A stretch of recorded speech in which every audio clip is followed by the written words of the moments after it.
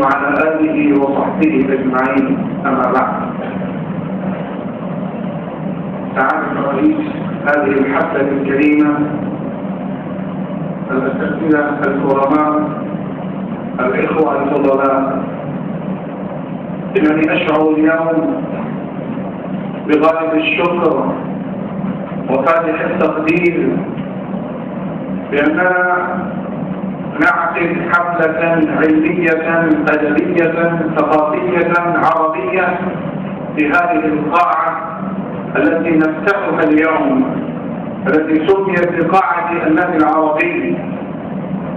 نشكر الله أولا، نحمده على هذه المنحة المباركة، ثم نشكر رئيس هذه الدار فضيلة الأستاذ الشيخ محمد الرابع الحجمي النجلي حفظه الله ورعاه، وسعادة مدير هذه الدار سعادة الدكتور سعيد الرحمن الأعظمي النجلي حفظه الله ورعاه، وجميع المسؤولين والأساتذة والمشرفين. إخوتي الأفاضل، إنه من المعلوم أن اللغة العربية أقدم اللغات التي ما زالت تتمتع بخصائصها من ألفاظ وتراكيب وصرف ونحو وأدب وخيال، مع الاستطاعة في التعبير عن مدارك العلم المختلفة، ونظرا لتمام القاموس العربي وكمال الصرف والنحو، فإنها تعد مجموعة من اللغات التي تعرف باللغات الأعرابية، أي التي نشأت في شبه جزيرة العرب، أو العربيات من حميرية وبابلية وآرامية وعبرية وحبشية، أو الساميات بالاصطلاح البلغي.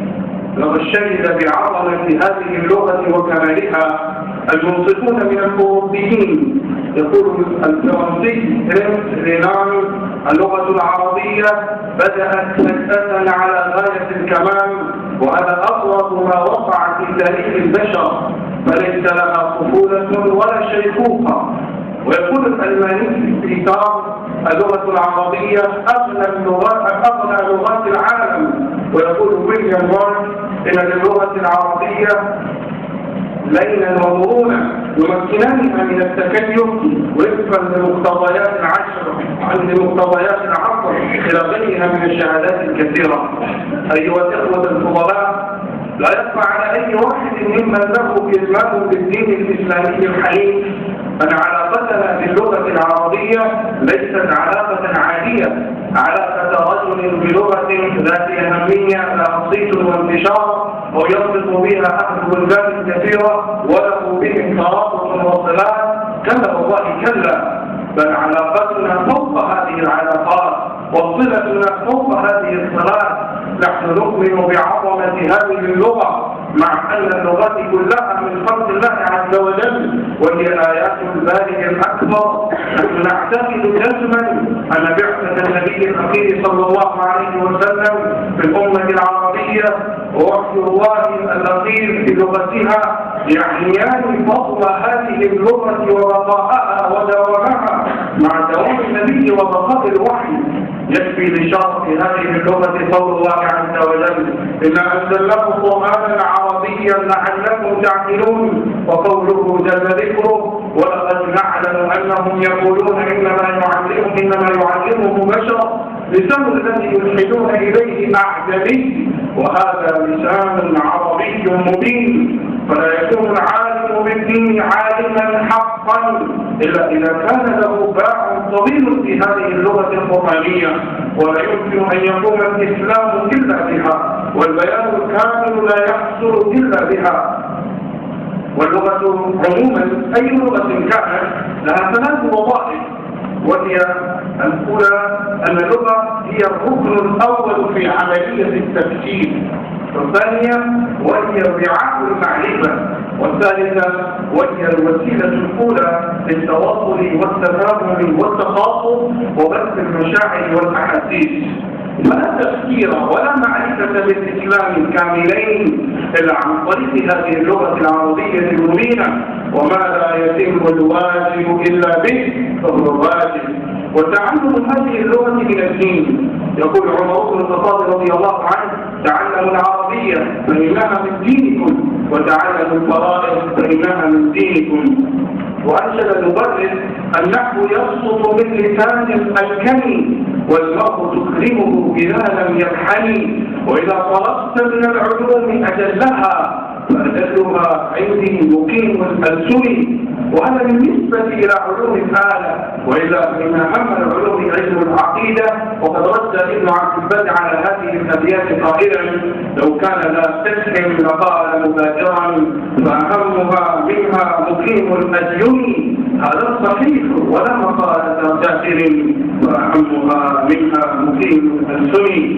وما أحسن ما قال شيخ الإسلام ابن تيمية رحمه الله: إن الله تعالى لما أنزل كتابه باللسان العربي وجعل رسوله مبلغا عنه الكتاب والحكمة بلسانه العربي، وجعل السابقين إلى هذا الدين متكلمين به، ولم يكن سبيل إلى ضبط الدين ومعرفته إلا بضبط هذا اللسان، صارت معرفته من الدين وأقرب إلى إقامة شعائر الدين. انتهى كلامه.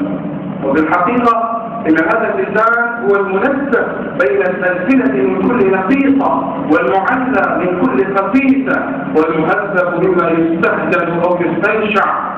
وإن اعتياد التكلم باللغة العربية من واجبات العلماء، وهو يؤثر في العقل والخلق والدين. يقول شيخ الإسلام رحمه الله: اعلم أن اعتياد اللغة يؤثر في العقل والخلق والدين تأثيرا قويا بينا، ويؤثر أيضا في مشابهة فضل هذه الأمة من الصحابة والتابعين، ومشابهتهم تزيد العقل والدين والخلق.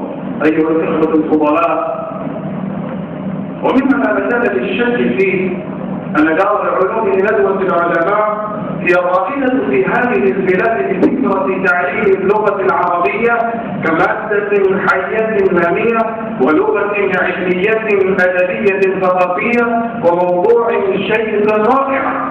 إن هذه الدار هدفت في هذه البلاد بإحياء هذه اللغة من رباتها، ونادت باتخاذها كلغة التخاطب والتعارف فيما بين العلماء وبين المسلمين، لا يحتاج الطالب أو العالم بها كلغة أجنبية أو مادة لغوية كمواد اللغات الأخرى، بل يتأهل فيها كلاما وكتابا، ويتقن في آدابها، وينهل من عبادها حتى تصير له كلغة الأم بل أفضل منها. لأجل ذلك رتب المسؤولون عن الدار النقاط العربية اللغوية والأدبية بأحدث أسلوب وذوق رشيد، ولا مجال هنا للبحث عنه.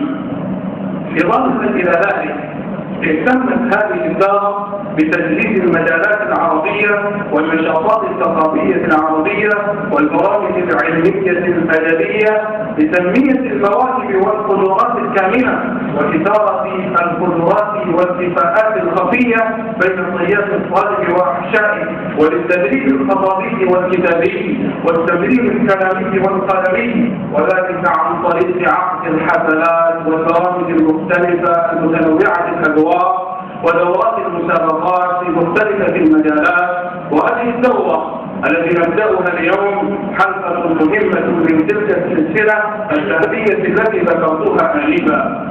فلا يجوز لأي واحد منا كطالب العلوم الشرعية والعلوم العربية الإهمال والتغافل والإعراض عنها وعن مثلها من المجالات والبرامج، حتى لا تخسر مستقبلنا المشرق الوضاء، ولا نعاني الفشل والخذلان في الميدان العملي التطبيقي، ويومئذ لا يلومن أحد إلا نفسه، وإلى الله المشتكى، وما التوفيق إلا بالله. والسلام عليكم ورحمة الله وبركاته.